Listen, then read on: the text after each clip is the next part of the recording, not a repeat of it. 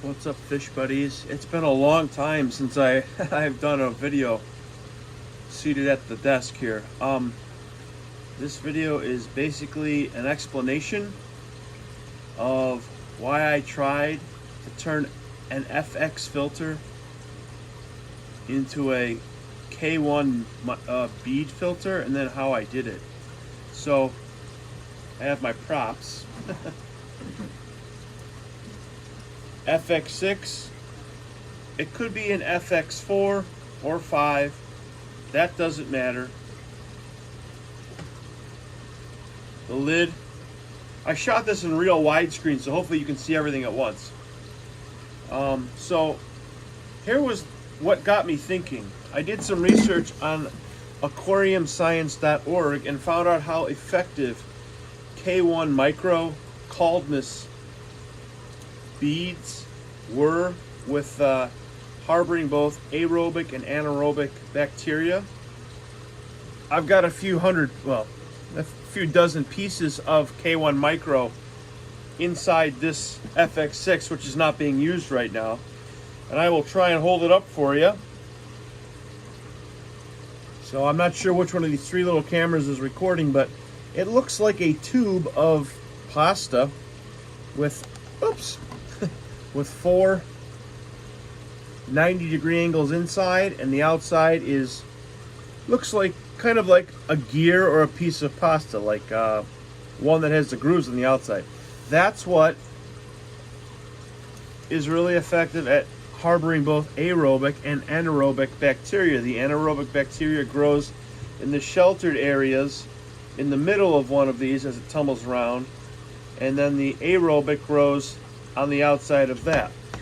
The nice thing about bead filters and why they're used in most commercial and a lot of commercial fish places, stores, is that they're self-cleaning. So they look like small gears on the outside, and one of these pieces bounces into the other one. They knock themselves clean, so they don't really harbor and absorb gunk like in most of your filter media. So unlike a sponge, which has to be cleaned, or generally it's different porosity sponges, these don't have to be cleaned, so they're self-cleaning. So if you have an FX6 or 4, you know that they're really pretty good at their job, but you have to take them apart, take the top off, pull out, and there's a set of 3 stackable units, and then squeeze out the sponges and whatever, and it's pretty annoying, honestly. But I looked at this and I thought, well, maybe I could turn this into a bead filter, which I would never have to clean. So the basic way a bead filter has to work is you have to have a tumbling action going on inside of it. You have to. So my other canister filters, Marineland 350, the impeller's on the top of the unit, and it basically pulls water straight up and out back to the tank. The water comes in on one side of a Marineland 350 and is shunted down to the bottom, and then is pulled up through the center and out. So down around the outside, center, and up. But because of the way the spigots are arranged inside, it's not a really good fit for this situation, because the water would go, if you took out the trays in a Marineland 350, the water would just go like this. It wouldn't tumble around. You would just jam. Trust me, it doesn't work. Eheims, that's another popular. So 66, 15, 13, 17, 19. Top of the unit is where there's an impeller, and that impeller draws water, which has entered in the bottom, right? And an Eheim, the water enters in the side on the bottom, and then is pulled up through by the impeller through various sets of media, sponges usually, and is pushed out the top back into the tank. So again, you're not going to get a tumbling action. If you take all this foam out, you try and put K1 coldness in there, it'll just stick on top, so it won't tumble. You want the tumbling action. So the only one of these 3 that I had that made any sense where it could work was an FX6. Again, it could be a 4, 5, or 6. They all have the same basic principle. Inside, and this doesn't have any of the stacking pieces, okay? It's set up for my thing. Inside, the water is drawn initially. You see this tube? When you get an FX6, another tube is sitting right here. It's attached to the there's a tube, right? And that tube allows the water to come in and goes down to the bottom, and kind of like the other two that I've mentioned, the water filters around, but unlike the other two, instead of the water being sucked out through the top, it isn't. The motor right here is at the bottom, and if you look carefully, and I know the light's not perfect, the catch basin for where the water is going to come out is here. And again, let's see if I have my little flashlight that occasionally works. Let's see if it'll work right now. Ho, ho, ho. All right, right there where I'm pointing, that is the route that the water will take out, hits the motor, and is expelled through this tube right here. So the water goes out of here and it goes back into the tubing going into your tank. That's the basic setup of how an FX6 works. But when I looked at that, I realized there might be a way to rig this thing up because of how it ejects the water and it intakes the water. There might be a way to create a tumbling action in here. So I thought, well, what do I have to solve? I have to make sure that the water coming in comes through with a lot of force and does not get pushed to the bottom by a tube. So the first thing I did was I pulled the tube out. It's not too hard, it's glued in, but a couple of good twists with your hand, you'll break it out. Don't worry, you can reinsert it, it's not a problem. So I pulled that out. So now I know the water's going to come in really forcefully. That's good, because I know it's going to do something like this, kind of. Well, the next problem is, all right, how do I keep whatever I put in here as media, the coldness media, how do I keep it?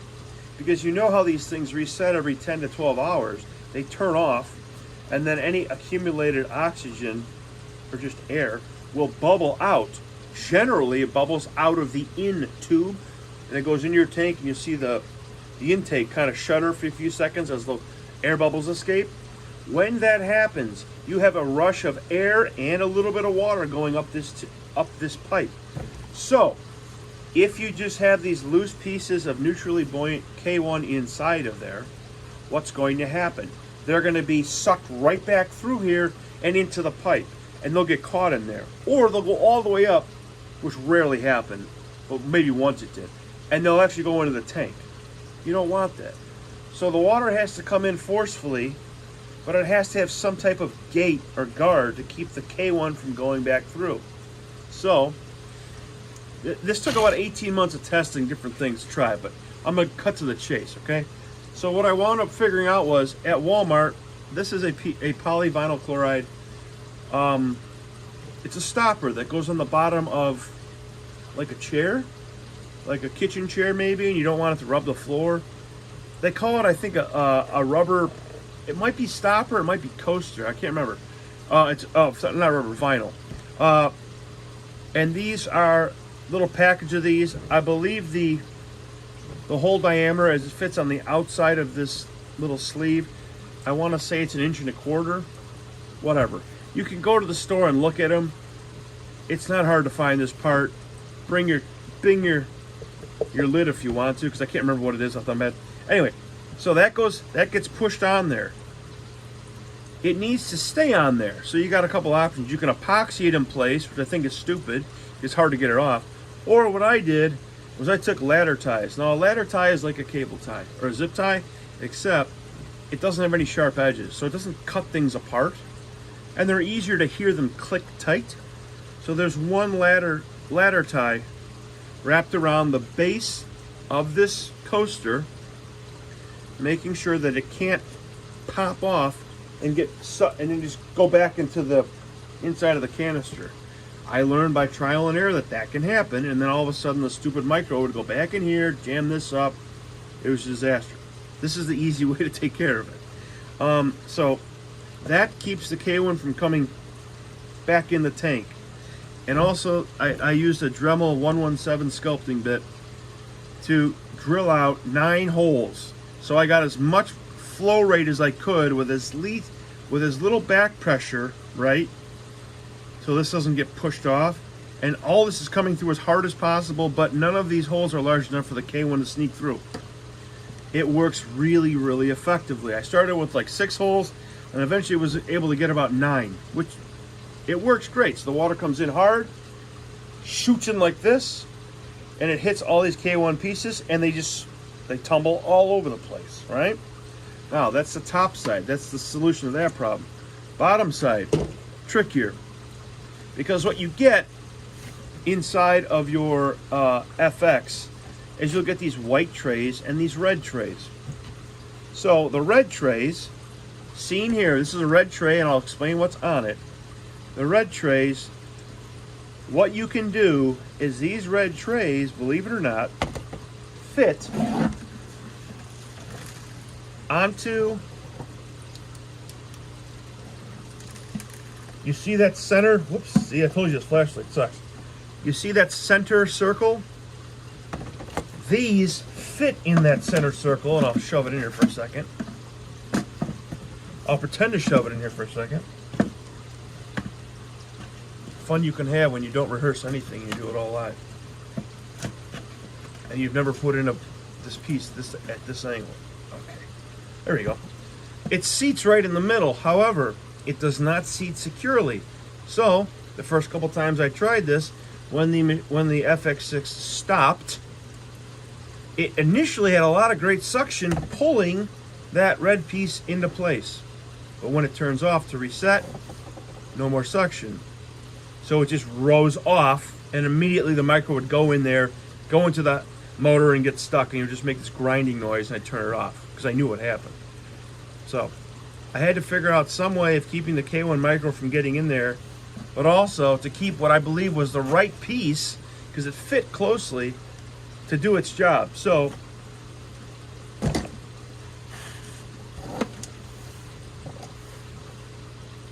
right here, there are different thicknesses of duct tape. For a lot of stuff, you have to know what you're doing with which one. For this type of thing, use the thinnest, cheapest duct tape you can find.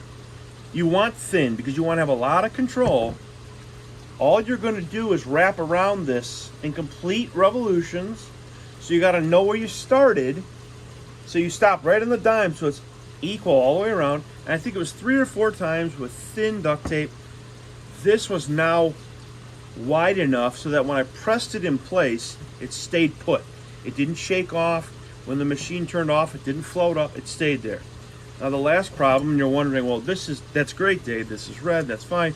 Why is this white? Well, because, believe it or not, those K1 micro pieces, not always, but sometimes can sneak through the honeycomb patterns that are on the bottom of this red tray.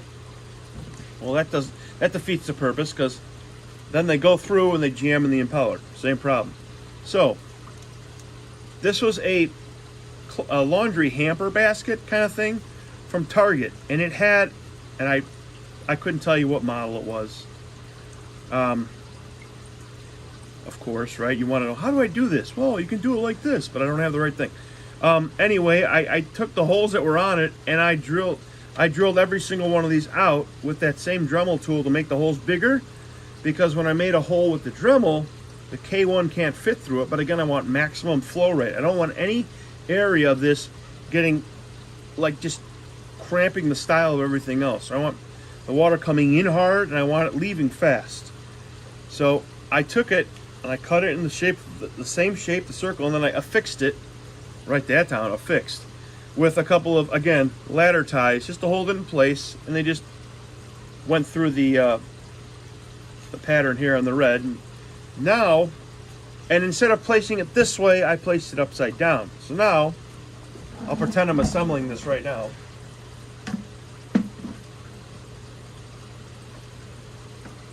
Okay. Now it'll look like that. And hopefully that's a nice clean shot. It'll look like that with the white side facing up. It doesn't matter if you find something else It could be a piece of high-density polyethylene. It could be anything of plastic that's not going to fall apart and get into the fish tank.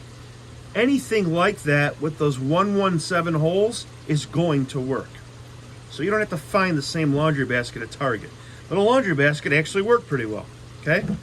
So that pins it off. The last problem is if you look here on the side, you see that blue, there's some blue, I'm gonna switch there we go. See that blue foam right there in the corner? That is the drain plug on an FX. So usually when you want to drain one of these bad boys, you simply open this valve and the water comes out. Well, what do you think kept happening once the water got to a low point? What would shoot out of here? Exactly, the K1 micro. And what you do not want to ever have to do is open the top again. You want this to be a set and forget type thing. So they would tumble out of there. So I said, okay, just to use remnant media foam. I think these were Eheim pieces. And I basically cut, it looks like a wedge, a four-sided wedge. I don't know what that's called, a quadrant, I don't know. A cone-ish, but not cylindrical. And I just jammed it in the, in the tube, I guess, that leads to this valve. And in so doing, the water easily comes out, but none of the micros get caught in there and shoot out either. So, what in the long run did I come up with? The amount of aerobic and anaerobic bacteria that can be stored in a moving bead filter, or they call it a mobile bead, is an MBBM. Look at it on aquariumscience.org. It's called moving bead filter, something like that. That system is about 4 to 5 times more efficient than the stacked foam that you put in an FX6. It processes more water better. You never have to open it and clean it. Huh? Yes, you can take the engine off, motor, or open this, but the coldness is not going to fire out at you because it'll get stopped by either this piece of foam or that trap. So you can maintain the motor engine, by draining the water first, then going in here, checking the seals and the O-rings and whatever, putting it back on, and you don't have to open this up. So it's much lower maintenance and annoyance. Like I said, the amount of filtering capacity with a moving media filter bed thing, technical, is 4 to 5 times more efficient than static foam, which is what this comes with. And then people will go and buy Biohome, and they'll buy all these lava rocks and all this crap, and they'll put it in here. None of those things are near as efficient as the K1 tumbling around. So, what are you going to pay for this? You're going to have to buy the media, and K1 Micro is what I use. Awase makes a similar product, which is slightly larger, which would mean you don't have to mess with making that white grill. Just the red piece will work stock. That's worth considering. There might be another coldness product out now, actually, that does the same job. I'm not sure. This was about 2 years ago I put it all together. You need 60% of full capacity should be the the bead filter media that you use. So there's a bucket I have that's marked off in single gallon increments on the inside. So I could take the bag of media, pour it in, and then just mark it off.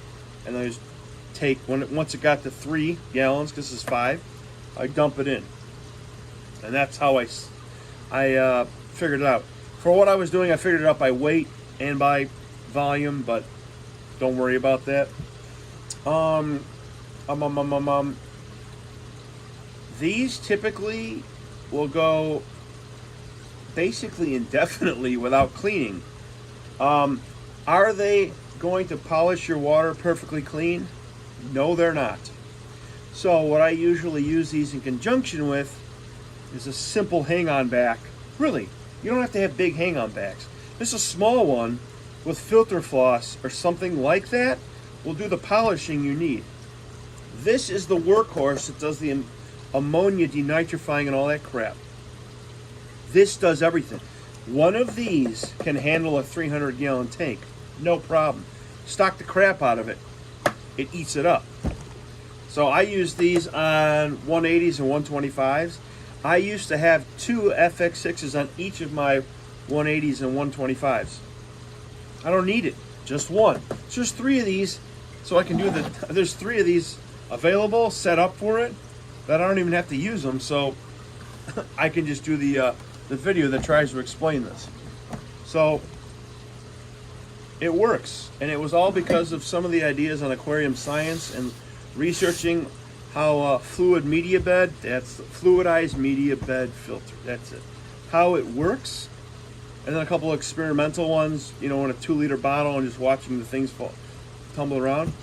It's effective. It really does work. You're going to spend the most money on this.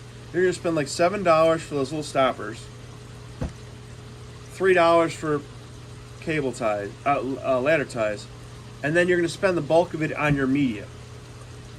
So K1 regular, which is bigger, Awase, which is bigger, K1 micro, which means you have to have an extra screen. It's fine, but it doesn't jam. It doesn't need to be opened. Everything stays put, and this thing just cranks and cranks and cranks away. So I hope it's helpful. I was told I should never tell anybody how to do this because this is a patentable idea, but information, I want people to do things smarter than me, so maybe this will help somebody else figure out a smarter way to do it, right? Anyway,